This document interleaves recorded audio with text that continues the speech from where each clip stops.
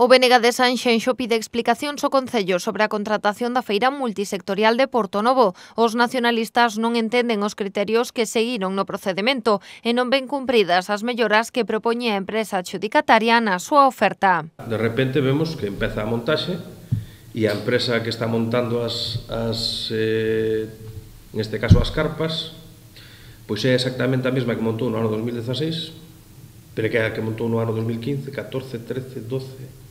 É dicir, unha empresa que, en este caso, a través dunha subcontrata, pois acaba poñendo as carpas que todos coñecemos.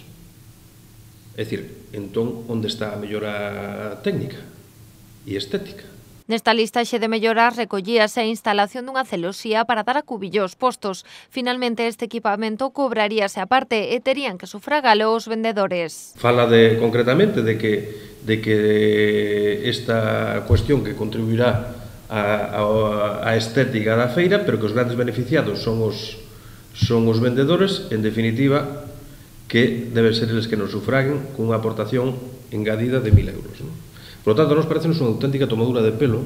Tampouco a cuestión económica xustifica esta decisión. Segundo denunciou o BNG, o Goberno local adxudicou a contratación da feira á empresa máis barata, pasando dos 245.000 euros de 2016 aos 125.000 actuais, reducindo así os ingresos da compañía pública Ínsula Sanxenxo. Que dende o Goberno se faga propaganda e publicidade falando de que isto mellora todo o coñecido, donde hai unha merma de ingreso para a sociedade mercantil, en este caso Ínsula, onde se reduce a menos da metade do que se ofertou no 2016 e que, paralelamente a isto, hai unha burla en toda regla. Por iso reclaman ao Concello que dea explicacións ante unha situación que aseguran non debería permitirse.